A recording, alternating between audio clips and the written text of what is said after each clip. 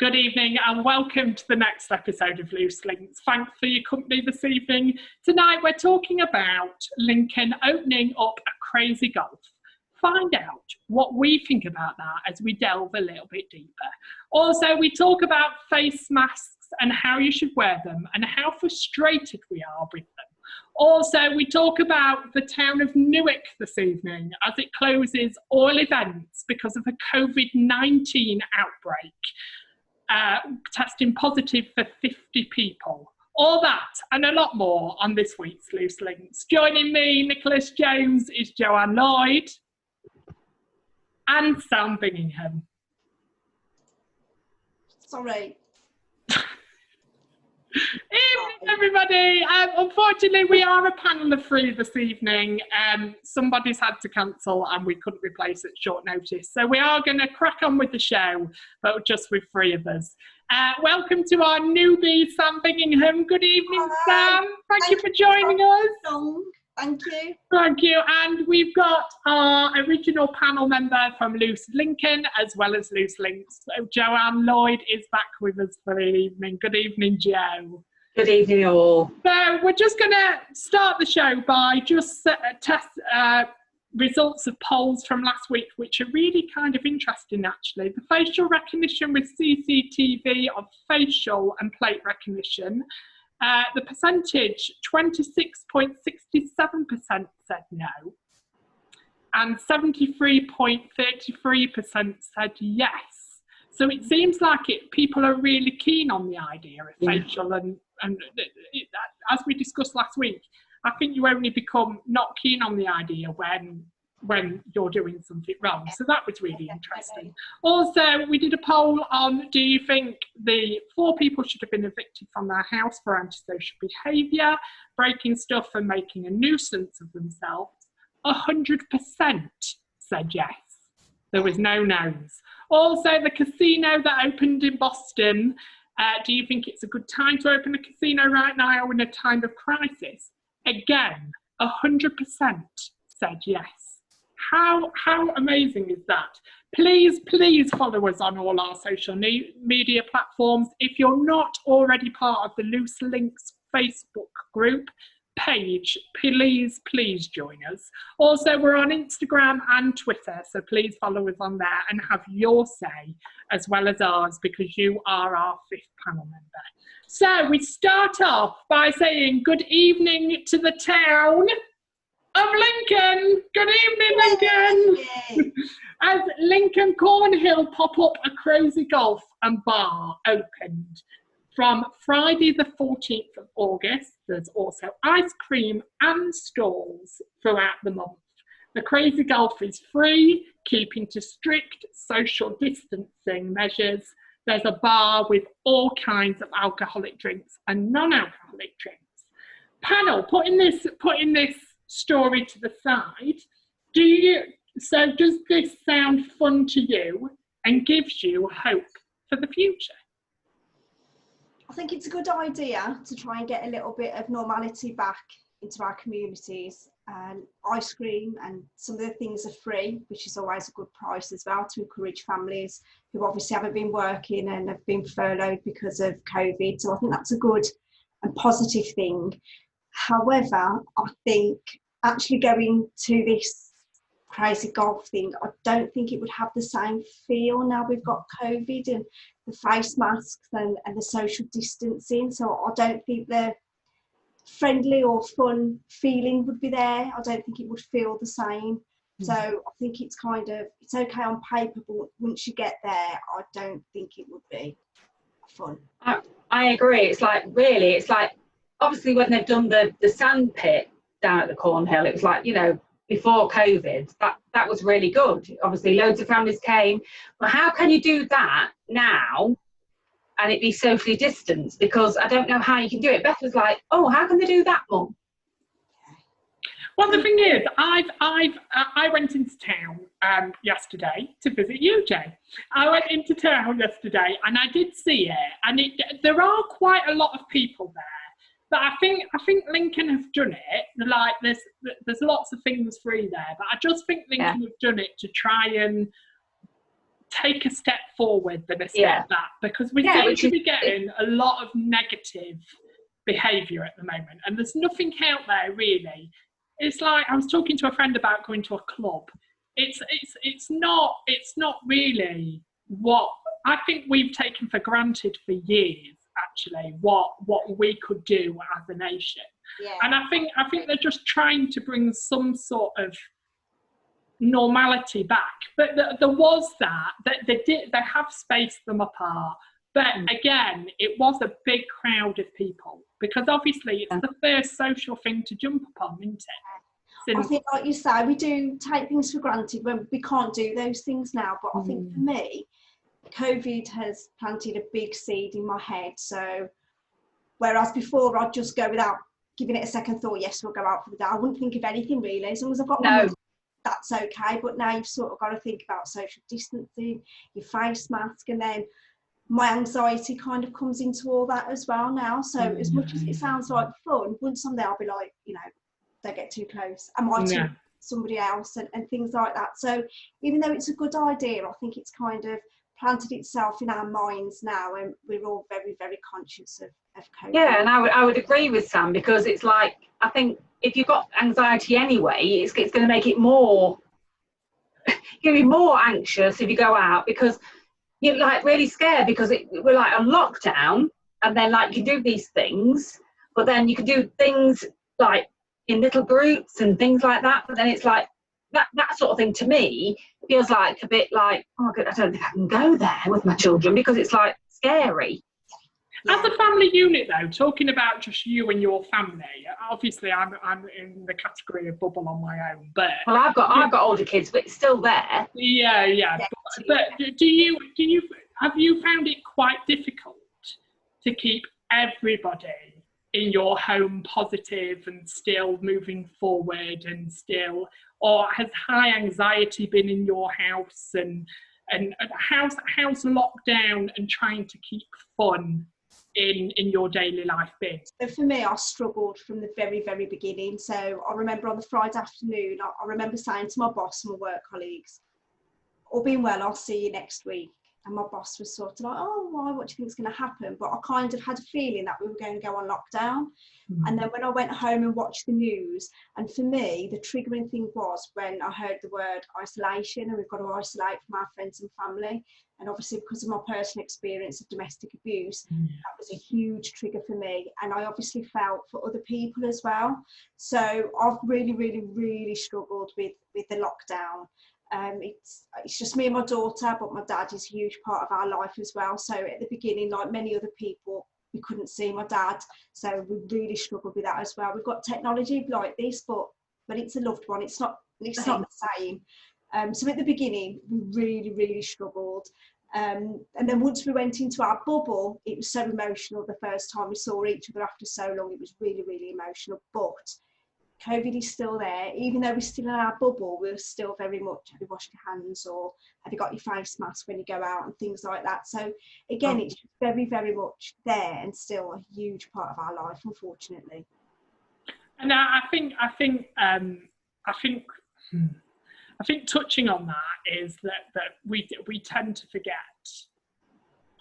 This is really hard, sorry. We tend to forget that how lucky we are within our own units, but we do tend to forget the people out there that are still in quite abusive relationships, or suffering mentally, or children that are more safe to be at school than to be at home. This must be horrific. Yeah. And stuff around happening at the moment, because there's just nothing out there. And I think, in one respect, COVID has kind of brought that to people's attention. So for many years, as we know, domestic abuse happens, but it's one of those subjects we don't want to talk about.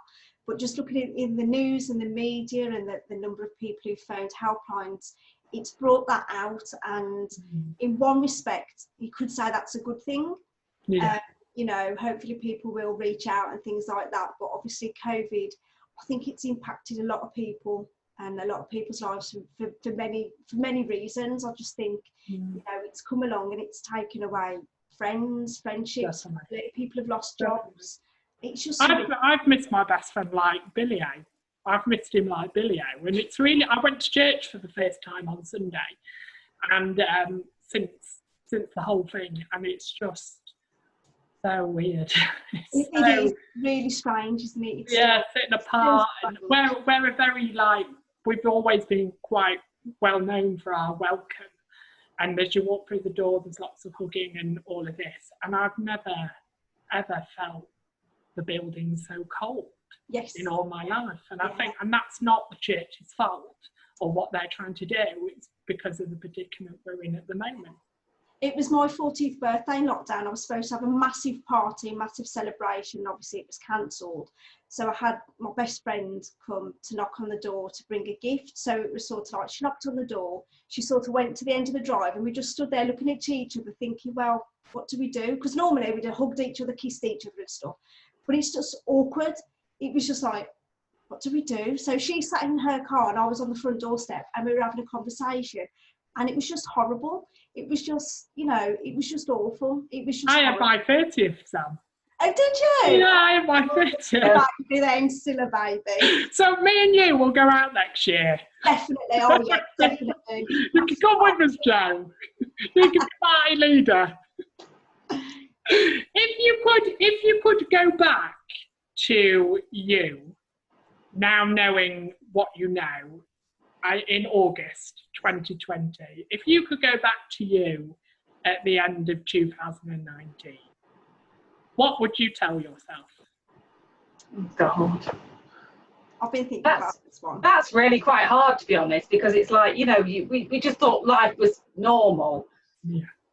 But to be quite honest, I would be like saying, just hold on to your family, you know, enjoy your family and friends, and like, oh God, I'm going to get a bit emotional. That's fine. That's fine. That's the whole thing of it. I was going to say exactly the same. Not take it for granted. Because, you know, you can't even hug your mum and dad, or no. I know, even if you're going through a tough time, like a lot of people do, you can't either. But it's like, just hug. You know, I just want to hug people. I just want to hug my mum and dad. Yeah. First of all, my dad and my daughter, she's 14. My dad came to drop a little bit of shopping off, and my daughter, 14, she obviously knows COVID and what's going on, but her automatic reaction was to run and give her granddad a hug. And there was me. I literally shouted, "No, stop!" I know. Just looked at me, and she just started to cry. And it was because, you know, my dad's in his 70s and my daughter's 14. I'm thinking about both of their health because of COVID, and all she wanted to do was give her granddad a hug. Mm-hmm. So I agree with, you know, I think if I could tell myself something, it would be not to take things and people. Yeah. And all the things I've put off not doing, you know, oh, I don't want to go there, and I'll make up an excuse. Now I've changed that, and when somebody invites me or something, it's like, that, I don't give it a second thought now. Yeah, I can't do that.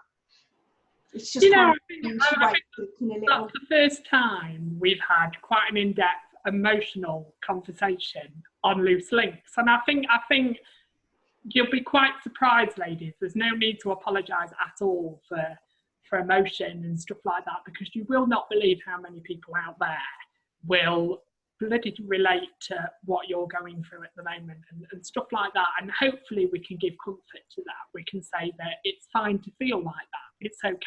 It's okay not to be okay. So remember, you're the 5th panel member out there, so we do want to hear your opinions of how you've been coping with lockdown, what you think of the Lincoln Cornhill and how it's reopened to bring hopefully a few people back together, and what would you tell yourself in the year of 2019 to face the 20. So we move on to a discussion again. Well, it's again a little bit to do with COVID, but we can't seem to escape it at the moment. Every news article that I read is I can't seem to escape anything to do with loose links and not talk about COVID. But I feel quite passionate about this one, so I'm excited to talk about it. I want to talk about this. Now, it's become essential that we start wearing them in supermarkets. The NHS staff are wearing them at all times, and that when we go into social places, that we should wear them when we feel unprotected. Now, there's different ways people wear a face mask, and a lot of ways frustrate me. Option 1.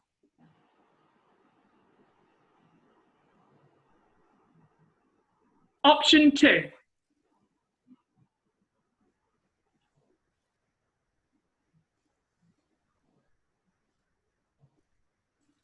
Hi. Option 3. Option 4. So they're the options that I wanted to talk to you about. Now, obviously, I want to talk about how you wear your face mask. And does it frustrate you? Even, I don't like to down them, but even in the NHS, when you see people wear them, I had nurses come up to me in the hospital when I was in the hospital, wearing them like this and going, "Hello, Mr. James, I just want to talk to you about AB." And I would think, well, what's the flipping point of it? Why have you got, and when people, and it annoys me when people go, "Oh, I need to wear it like this because I get a bit claustrophobic and all of that." Well, what about the NHS staff that have to wear it for 12 hours like that? You are asked to wear it in a supermarket for more than 20 minutes to half an hour like that. And when people wear them like this and have a conversation, I don't get it. What's your opinions on the face mask? So I think for me, again, I'm mentioning that word anxiety. Before we had the face mask, I hated going shopping, and I wouldn't go shopping unless it was essential. So for me, I was glad when I heard that they were going to be compulsory. But then, as we've just shown, there's different ways that people decide to wear them. And I'm not sure if they're a face mask or a chin mask, to be quite honest. I do see a lot of people with them on the face, and I do think, what's the point? So for me, it does get me a little bit, what's the point? Why? You know, and it's not just about yourself in this situation. We're supposed to be thinking and protecting other people as well. So it's not just us. My first time I went on a bus, I was quite proud of myself actually, because I did it. I thought I was going to be, you know, a mess. There was about 8 people on the bus. Half had masks on, half didn't. And it was the older people who had them on and the younger ones that didn't. But I just kept telling myself it's okay because I've got my mask on, and we were all doing the social distancing. But I think, again, a lot of it is psychological to you and how you perceive the whole COVID situation. So everyone is different. But I don't see the point in having it on your chin or taking it off when you speak and things like that. I feel quite safe with it on. I'm in my own little bubble, if you like, when I've got it on. And I've learned that I've got mine on, that's okay. If people choose not to have theirs on, then that's down to them. But it is frustrating because they're supposed to be there to protect us, really. Yeah, I totally agree, because obviously when the masks came into force, it was like, you know, we all had to wear one, so obviously we wear one, but it was like all the months that we didn't have to wear one, and I think it's about 3 months, so I used to go down the co-op and never wore one at all, and then all of a sudden we had to wear one. So it was like I didn't go anywhere apart from the co-op for like 3 months. I was the only one that ventured out of the house and went to the co-op, so I didn't wear one, but then all of a sudden we have to wear one. I think, well, why? Why do we have to wear one now when we didn't have to wear one for the first 3 months? What is it doing now that it didn't do at the beginning of COVID? Well, That's the annoying thing. I think it's because the spike's gone up, Joe, and actually they're regretting not doing it from the very beginning. Yeah, but they should have done it from the beginning, though, Nick, shouldn't they, really? Because obviously we didn't do it, and then now we're doing it. They do say that this is not to protect you from getting COVID. This is if you go into a supermarket, you're putting it on, and if you've got COVID, you can't pass it on. So everybody keeps thinking that this is a shield, and it's not. It's not a shield. You are just protecting you passing it on to anybody. Yeah, but we're 5 months down the line, and we should be wearing them from the start. That's all I'm saying. That's all I'm saying. But I do agree with you, because not all supermarkets are making it mandatory. For example, Asda are not stopping people at the door if they. I've always seen people in masks. I've never seen anyone without a mask now. But I've seen it in Asda. I've been in Asda and walked around the supermarket, and some people are wearing them and some people aren't. But my other question to you is, would you confront somebody if they wasn't wearing a mask? Yes, I would. You would. I Well, would. you know what I'm like. I'd be like, why aren't you wearing a mask? No, I wouldn't. I'd be too scared. I think the way society is today, and where I live, there's been, unfortunately, someone was killed for kind of intervening in something. So I think in my mind, I'd have that, oh God, no, just in case they're quite abrupt or abusive towards me. But in my mind, I'd probably mutter under my breath and call them a few choice words, but I don't think I'd kind of go But as we were just saying, I wouldn't confront somebody. I wouldn't. I think in my head, say, why can't you just? That'd be like me. I think Nicholas, it's like where you live. It's where you live. Yeah. So I don't think I would where you live No. or where I work. No. But down here where I live, I would. I'd be like, where's your mask? Yeah, but the thing is that frustrates me is it's, for me, it's not the wearing of the mask. It's when you walk out of the supermarket and go, and somebody says, oh, I can't wear a mask, I'm really claustrophobic. There are people that's been exempt, and I will accept that. Yeah, because you can wear a thing, can't you? Yeah, but it annoys me when they go, I'm only going in the supermarket and I'm not wearing a mask and I'm too claustrophobic in it. And I just want to come up to people and go, NHS are in this for 12 hours. Yeah. They're asking you to wear it for 30 minutes. Yeah. 30 minutes around a supermarket. That's it. Take it off as soon as you come out.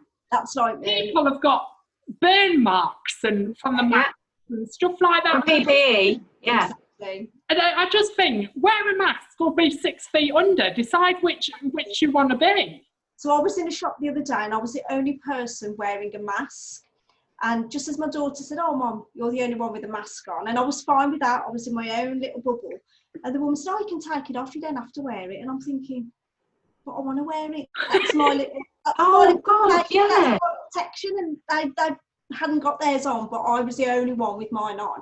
But as soon as I get out the shop, it's whipped off and it's like, oh, it's that relief, isn't it? Because we all do. Most of us probably will be claustrophobic, and depending on what mask you've got, I mean, I've got 2 or 3, and some come quite close to your mouth, and they do make you hot, don't they? Make you hot. And when you're on the bus as well and it's really hot, they really are uncomfortable, but they're there for a purpose. And like you say, do you want to be 6 feet under, or do you want to wear a mask for half an hour? Exactly. So Sam, where you live, like people didn't have a mask on in the shop at all? At all. There was about 12 of them, and they didn't have a mask on. That was customers and staff as well. And there were no... Is that a supermarket? It was a little shop, but there was quite a few people in there, and I was the only one who'd got a mask on.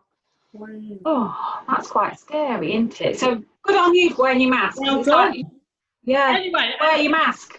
Tell us what you guys think out there. Have you been wearing a mask? Have you been frustrated at people that aren't wearing a mask? And does it frustrate you when someone comes up to you and pulls down a mask and says hello? Remember, you're the fifth panel member.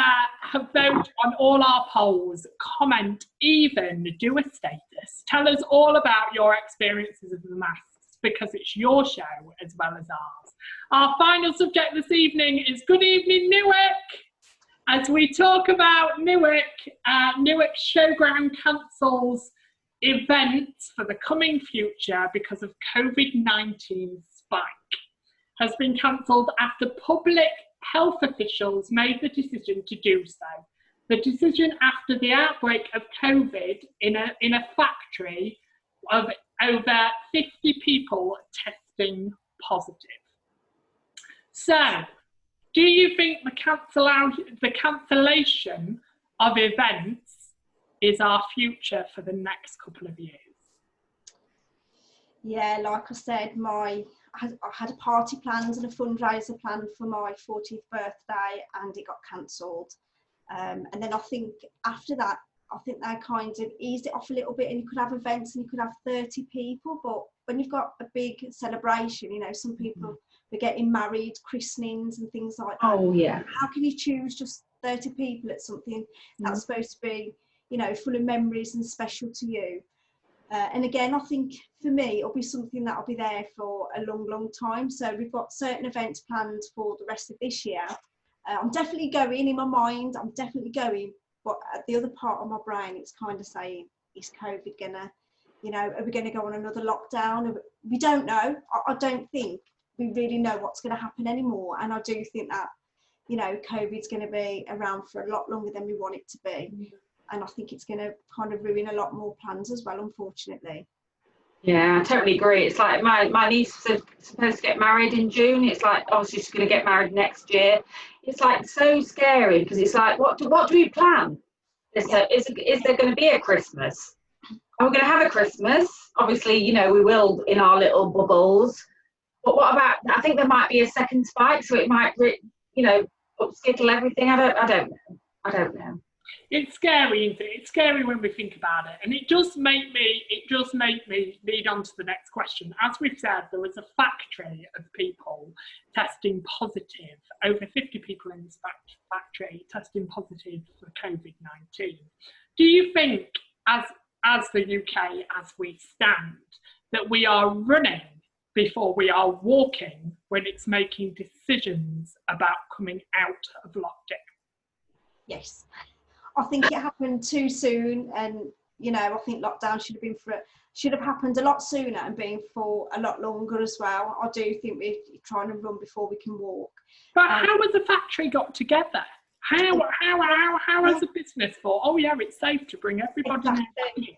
Yeah, my boss, they were amazing. They kind of phoned me. They know I've got anxiety and stuff like that. They kind of phoned and said, your job's absolutely safe. You don't have to come in yet. They were absolutely amazing. And still at work, we're still very, we've got all our, precautions in place. And it's really, again, it's awkward. It's that funny feeling that normally when you stand close to your colleague because you work together and you think, well, why are they standing? You sort of forget for a minute or two that, we've got COVID and a pandemic, and you're thinking, well, why are they standing all over there? And then reality hits again, and it's like, yeah, COVID. But has reality hit? Because I feel we do the slightest little change. So we do meet 3 people, you can now meet 6. We do the slightest little change, and everybody thinks it's over. And town centres are busy again. People are walking past each other. People are social distancing in the supermarket, and then we're now questioning why we're going downhill again. Well, it's like everybody's just lost common sense. It's fine now. We can all social. They're getting mad. I'm seeing teenagers on the street gathered together from different houses, and it makes me so frustrated when you are a person still following the guidelines because you want to go up to them and go. I can't name the person, but I've had a horrific story last week of a 13-year-old girl that died of COVID-19 and was suddenly died of COVID-19. And this is what I'm still shouting about, because the thing is, we are still very much at high risk. People need to be thinking what we are doing, and it seems like we are just running back as fast as we possibly can to get back to normality, where actually I'd rather take it slow, and when we go back to normality it be safe and it be okay to do that. But we just seem to be like, when you look at other countries, stage 1, stage 2, stage 3, it's taken absolutely months and months to get to that. We've gone through stage 1, 2 and 3 within like 2 months. Yeah, it is really, really frustrating, and I've had similar experiences when I've seen lots of young people and they're like really close together and they're not in the same household, but then you think, what are the parents saying? What guidelines are they actually following? And I don't think people really understand the severity of COVID-19. I don't think we really fully understand it, so therefore, it's one of those subjects that, it doesn't matter, or it's not going to happen to me, or is it even real? I think it's one of those that, you kind of make your own choices instead of listening to what we should be doing. And then also the government, I don't think they really know what's going on or what they're doing either. So again, you're frustrated with the government because, like you said about the face masks, why weren't we told to wear them sooner? And I just don't think anybody really knows the severity of COVID-19 and its potential. No. I also think that, like, the government, like, were on telly every night of the week at 5 o'clock for like months. And then where are they now? You don't see anything, do we? It's like, so we still don't have any guidance unless you go like, you know, I don't know, if you go on whatever. But it's like, what do these kids do now? What are they allowed out? Are they not allowed out? You know, it's so hard as a parent. I haven't got teenagers, but what would you do? You have teenagers. Jeez Louise. You can't wrap them up in bubble wrap, can you? You can't be with them 24/7. You just can't.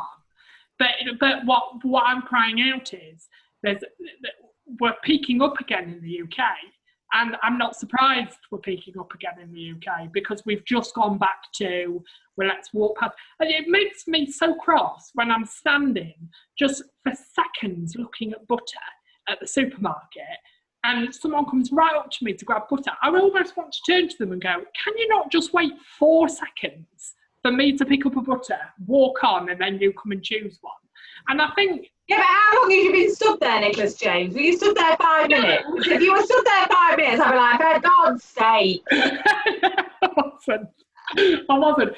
Do you think that COVID is our new way of life from now on?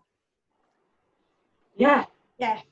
Yeah, I think it is. Yeah, and like I said, do you think that we'll never get back to normal? No, not for a long time. No, definitely not. The seed's been planted now, and you know it will be there for a very, very long time, I think.